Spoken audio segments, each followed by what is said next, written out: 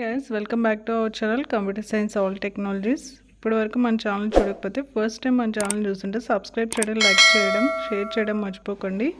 మరిన్ని అప్డేట్స్ కోసం bell icon click చేయండి.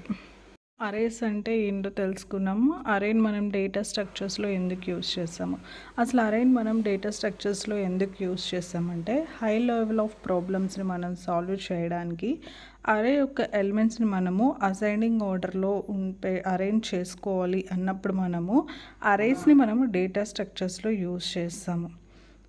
అరేస్ అంటే ఏంటి? Collection of same type of elements, same type of elements ఏవైతే ఉంటాయో అవన్నీ ఒక కలెక్షన్గా తీసుకునేదాన్ని మనము అరే అని మనం కాల్ చేస్తాం. అరేస్ అంటే ఏంటంటే ఇది ఒక ఫైనెట్. ఎందుకు మనం ఫైనెట్ అని దీన్ని చెప్పుకోవాలంటే లిమిటెడ్ నెంబర్ ఆఫ్ ఎలిమెంట్స్ని మాత్రమే ఇది ఒక ఆర్డర్లో ఇది కంటైన్స్ చేసుకుంటుంది.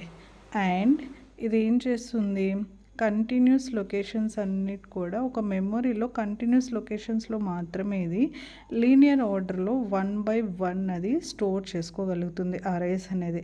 ఫర్ ఎగ్జాంపుల్ మనము క్రికెట్ తీసుకున్నాం. క్రికెట్లో 11 ప్లేయర్స్ అనేవాళ్ళు ఉంటారు. 11 ప్లేయర్స్కి ఒక్కొక్క ప్లేయర్కి డిఫరెంట్ స్కోరింగ్ అనేది మనకు ఉంటుంది.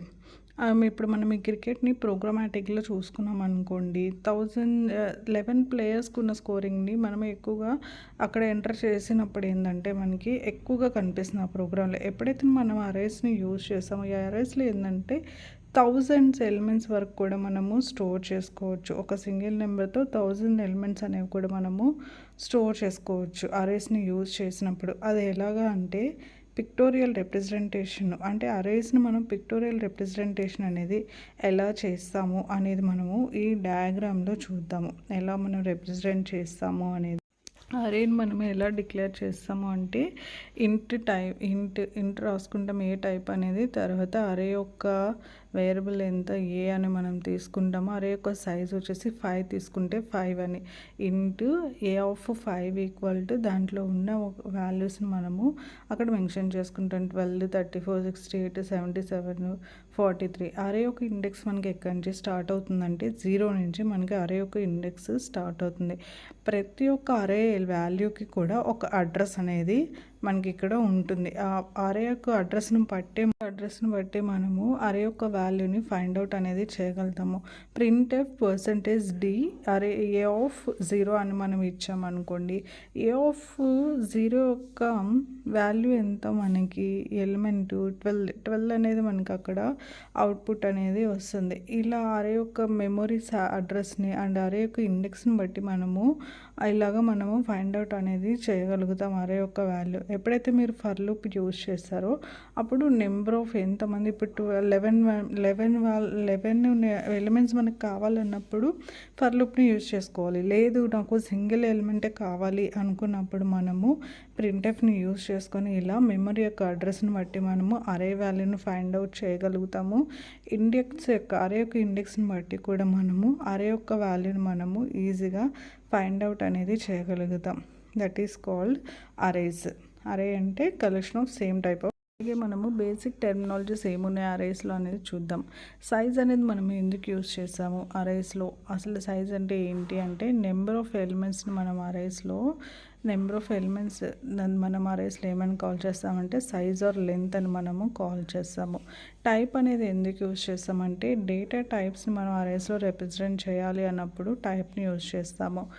బేస్ అనేది మనము ఎందుకు యూజ్ చేస్తామంటే బేస్ అనేది అరేస్లో ఫస్ట్ ఎలిమెంట్లో మెమరీ లొకేషన్స్లో అడ్రస్ని మనము స్టోర్ చేయడానికి యూజ్ చేస్తాము.